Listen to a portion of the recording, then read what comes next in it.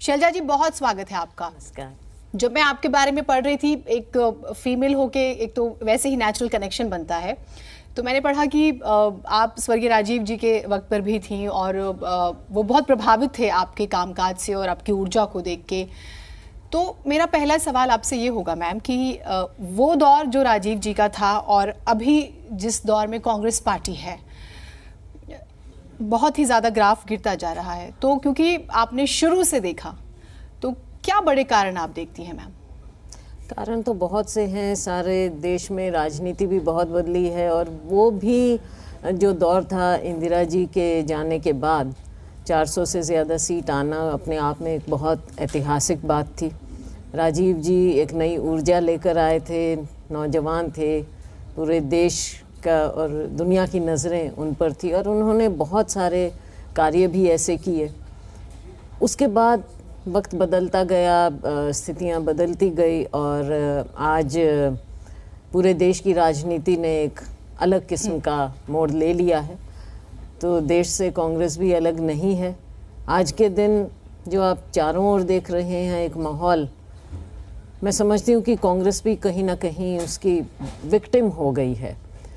तो आज जो आपको दिख रहा है, बेशक हम थोड़ी कमज़ोर स्थिति में नज़र आते हैं, लेकिन कांग्रेस की जो ऊर्जा है और कांग्रेस की जो शक्ति है हमेशा लोगों से आई है। एक शॉर्ट सा क्रॉस क्वेश्चन इस पे मैं करूंगी।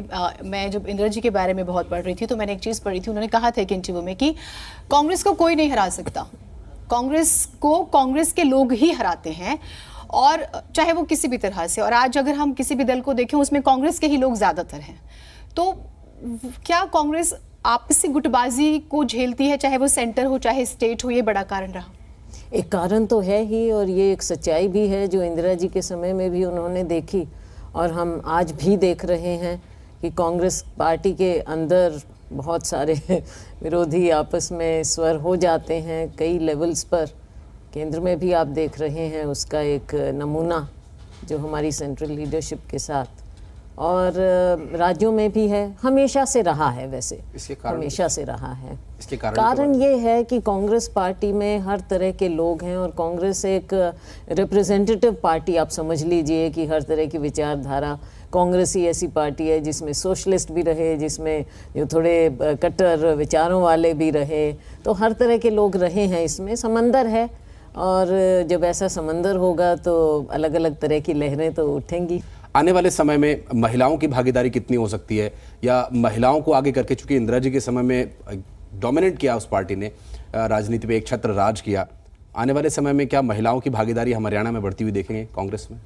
मुझे लगता है हर जगह देखना होगा हमें। यूपी में एक एक्सपेरिमेंट किया और आने वाले समय में चाहे नेशनल पॉलिटिक्स हो या हमारे राज्य की हम बात करें हरियाणा की, हमें ये सुनिश्चित करना होगा कि ज़्यादा से ज़्यादा महिलाओं को हम आगे लेकर आएँ। क्यों अब समय बदल गया है और वो पुरानी बातें कि महिलाएं कैसे लड़ेंगी, पैसा चाहिए या कुछ और चाहिए या डर्टी गेम है, ये कहा जाता है अक्सर।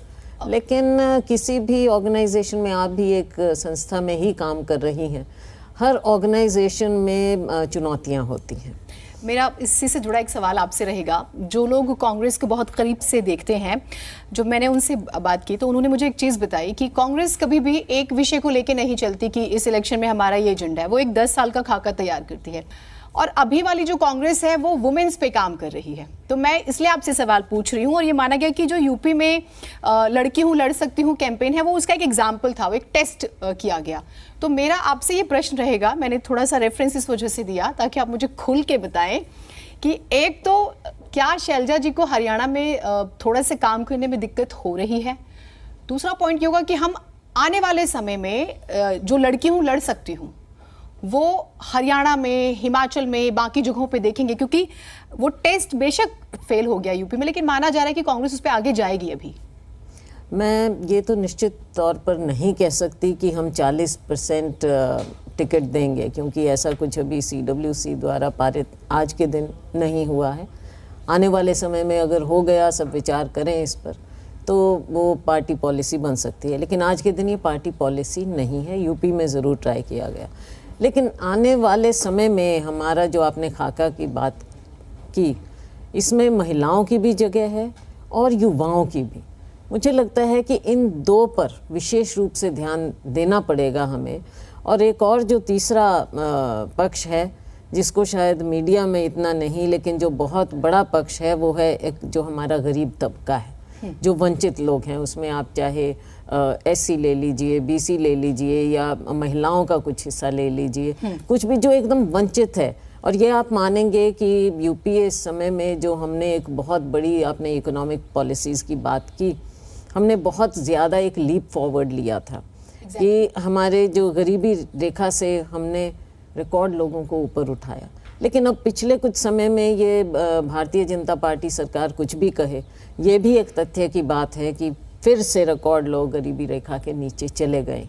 फिर सवाल ये उठता है कि जो एक बांधने का, जो एक एंकर का काम करेगा जनता में या उस तबके में, और कांग्रेस की सीनियर लीडरशिप स्पेशली, क्या वो चेंज मांग रही है?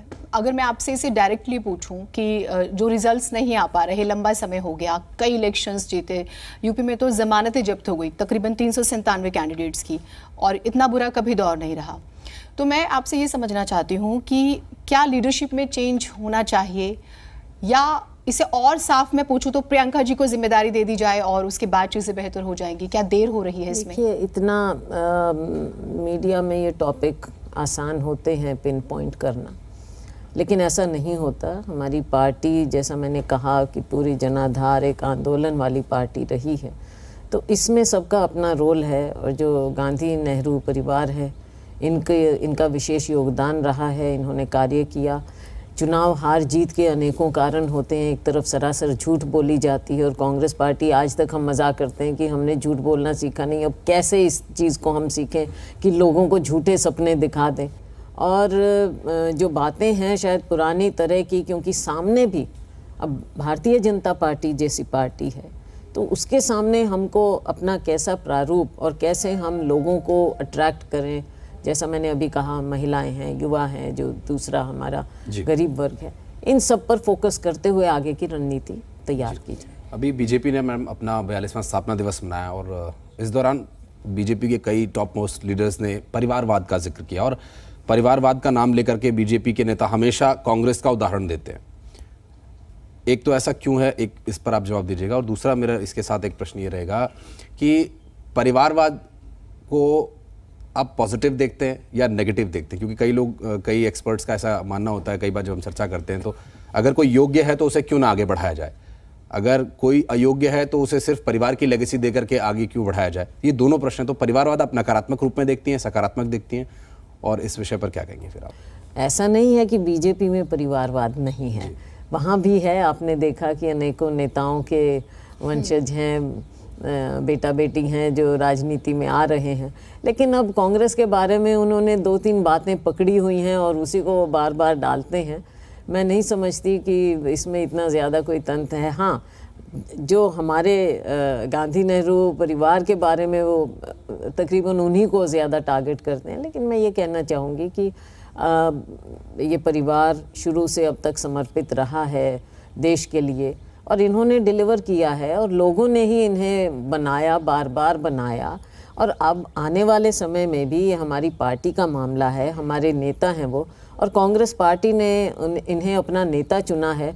तो इससे भारतीय जनता पार्टी हो या कोई और पार्टी हो, उन्हें इससे अगर तकलीफ है तो ये उनकी समस्या है, ठीक है, हमारी समस्या नहीं है। लेकिन कांग्रेस पार्टी इतनी एक्टिव ग्राउंड पर क्यों नहीं है, या है तो यूनाइटेड नहीं है, और वो मैसेज कन्वे नहीं होता? ये बात सच है कि महंगाई, बेरोजगारी, महिला सुरक्षा, ये मुद्दे हैं जमीन पर, लेकिन कांग्रेस उस तरह का प्रदर्शन नहीं कर पा रही जैसा बीजेपी करती थी। 2014 से पहले भारतीय जनता पार्टी आपको कहाँ नजर आती थी? इन्होंने जो एक नए तरह का शगुफा छोड़ा, माननीय प्रधानमंत्री जी जो अब हैं वर्तमान में, एक बदलाव देश में नज़र आने लगा। तो उस बदलाव के तहत ही हरियाणा की भी राजनीति बदली। हरियाणा में आपने कभी ना तो मनोहर लाल जी को कभी देखा होगा, ना किसी और को देखा होगा पब्लिक लाइफ में कि कोई धरना जुलूस या लोगों के बीच में गया हो, आपने कभी नहीं देखा होगा। लेकिन एक फिनोमिनन बना उस समय, और ये सत्ता में आ गए। और उसके बाद जो भी इन्होंने कहा, मैं अब आपका आज का लॉन्च है, मैं ज़्यादा यहाँ पर स्ट्रॉन्ग वो बातें नहीं करना चाहूँगी। तो लेकिन राजनीति और ढंग से, तो कांग्रेस पार्टी हमेशा लोगों के साथ जुड़ी रही है, हम सब वो करते हैं। नीचे हमारा जो कार्यकर्ता है पूरी तरह से मेहनत कर रहा है, ये मैं ज़रूर मानती हूँ, और आपके चैनल के माध्यम से मानूंगी मैं कि संगठन का अभाव है। हरियाणा की मैं बात कर रही हूँ, संगठन का अभाव है, और उसके चलते बिल्कुल एक कमी आम वर्कर को भी खलती है और हम सबको खलती है। एक सवाल तो ये कि हुड्डा साहब से बातचीत है, लास्ट बातचीत कब हुई? और दूसरा सवाल मेरा ये रहेगा कि 90 से आप पॉलिटिक्स में हैं, एमपी रही, मंत्री भी रही सेंटर में, यंगस्टर, एक फीमेल, तो शैलजा जी को एज अ चीफ मिनिस्टर हम कब देख सकते हैं? ये सब बातें एक तो जनता तय करती है और दूसरा हमारा हाईकमांड तय करता है। इसमें आजकल एक फैशन भी हो गया और हंसी भी आती है, और आप देखेंगे तो हंसकर ही इन चीज़ों को लेना चाहिए कि जब पब्लिक मीटिंग में जाते हैं तो अगर आपकी मीटिंग होगी तो वो आपको भावी मुख्यमंत्री बना देंगे, आशीष जी आपकी होगी तो आपको भावी मुख्यमंत्री बना देंगे। क्योंकि 5 राज्यों के विधानसभा चुनाव के परिणाम आए, बहुत अच्छे परिणाम नहीं रहे, और लोकतंत्र है, राजनीति है, इसमें उतार चढ़ाव लगा रहता है। इतने सारे इंटरव्यूज़, सोशल लाइफ, बहुत सारी चीज़ें होती हैं, हेक्टिक लाइफ होती है। आप अपने आप को रिलैक्स करने के लिए क्या करते हो मैम? रिलैक्स करने के लिए बीच बीच में पहले तो सिनेमा हॉल में कभी कभी फिल्म भी देखाते थे, अभी वो काफ़ी समय हो गया। अब जब कोरोना से खुले तो मैं 83 देख कर आई थी, बहुत एंजॉय, बहुत अच्छी फिल्म थी, अपने फ्रेंड्स के साथ में देख कर आई। बाकी अपने ठीक है, एंजॉयमेंट। हाँ जी, Kashmir files, the Kashmir files, बड़ी चर्चा आजकल इस फिल्म की। चर्चा बना रखी है, प्रोपेगेंडा बना रखा है आजकल, और उसको प्रोपेगेंडा की तरह दिखा रहे हैं। अगर जेन्युइन फिल्म की तरह दिखाएं तो मैं समझती हूँ कि जनता के सामने आप रखिए, देख कर आएँ, मन बनाएं। लेकिन जिस तरह से उसको प्रोजेक्ट किया जा रहा है प्रोपेगेंडा फिल्म की तरह से, मुझे लगता है कि वो एक अच्छा एटीट्यूड ठीक नहीं है। बाकी कला है और कला को कला की तरह देखना चाहिए, और जिसको जहाँ जो बात छुए वो उसका अपना नज़रिया हो सकता है। मैम एक बार फिर से हरियाणा की पॉलिटिक्स पर आते हैं। आम आदमी पार्टी की एंट्री हो गई है और अब वो हरियाणा में भी एंट्री कर रही है आम आदमी पार्टी, तो वो कांग्रेस के लिए कितना बड़ा चैलेंज है? क्योंकि अभी तक नुकसान उसने सिर्फ और सिर्फ कांग्रेस को पहुंचाया है। ये बात है, और लोकतंत्र में तो सबकी जगह होती है जो अपनी स्पेस बना ले। और कांग्रेस की बात जो आपने कही अभी थोड़े समय पहले ही, आपने शुरुआत ही वहीं से की थी कि इंदिरा जी ने क्या कहा था। तो पंजाब में हमने उसकी मिसाल देखी, कई राज्यों में देखी, और अगर हम इस बात को भूल जाएंगे, आपस में ये करना पड़ेगा, और अगर केवल अपने लिए ही महत्वाकांक्षी रहेंगे तो दिक्कत है। फिर अपनी अपनी महत्वाकांक्षा लेकर बैठे रहेंगे तो ये हमको सबको भूलना पड़ेगा और सबको अपने गिरेबान में झांकना पड़ेगा। आपने बहुत ही गंभीर बात कही और कुल मिला के सब कुछ कह दिया, और एक दबे छुपे शब्दों में शैलजा जी का जो अंदाज है बहुत सौम्य है, और वो हमें नजर आई सौम्यता, और काफ़ी कुछ संदेश भी दे दिया आशीष कार्यकर्ताओं को। और ये आने वाले समय के लिए, आने वाले इलेक्शंस के लिए शैलजा जी का एक संदेश है उन कार्यकर्ताओं के लिए। मैम बहुत बहुत धन्यवाद, आप हमारे साथ समय साझा करने के लिए यहाँ पर आए और इस कार्यक्रम में आपका धन्यवाद। और मैं आपको, पूरे जी परिवार को और आपके माध्यम से दर्शकों को धन्यवाद करूंगी, और हरियाणा से खास तौर से धन्यवाद करना चाहूँगी क्योंकि आपने हरियाणा के लिए, एनसीआर के लिए विशेष रूप से नया चैनल चलाया है। मैं उम्मीद करती हूँ कि पूरी निष्पक्षता से, राजनीति एक तरफ है लेकिन जो लोगों से जुड़े मुद्दे होते हैं, जो आम लोगों को छूते हैं, उनको कृपया आप, चाहे एनवायरनमेंट की बात हो, चाहे और दूसरी बातें हों, युवाओं की बातें हों, महिलाओं की, ये सब बातें हैं, आप राजनीति से अलग हटकर कृपया इन पर जरूर फोकस कीजिए। और मैम हम रिक्वेस्ट लगे हाथ कर देते कि आप जरूर वक्त दिया कीजिएगा ताकि हम खुलकर बातें कर सकें, और स्पेशली महिलाओं के बारे में। तो मैं आपसे एडवांस में बुकिंग कर ले रही हूँ आपके टाइम की। बहुत शुभकामनाएं। बहुत बहुत धन्यवाद मैम। और हमारे बीच इस वक्त हमारे एडिटर दिनेश जी आ चुके हैं, और दिनेश जी से मैं चाहूँगा कि वो शैलजा जी को मोमेंटो देकर जो प्रदान करके सम्मानित करें। दिनेश जी, आपको बहुत शुभकामनाएं, आपकी पूरी टीम को बहुत शुभकामनाएं। हम आपके प्रशंसक रहे हैं और आगे भी रहेंगे। बहुत धन्यवाद।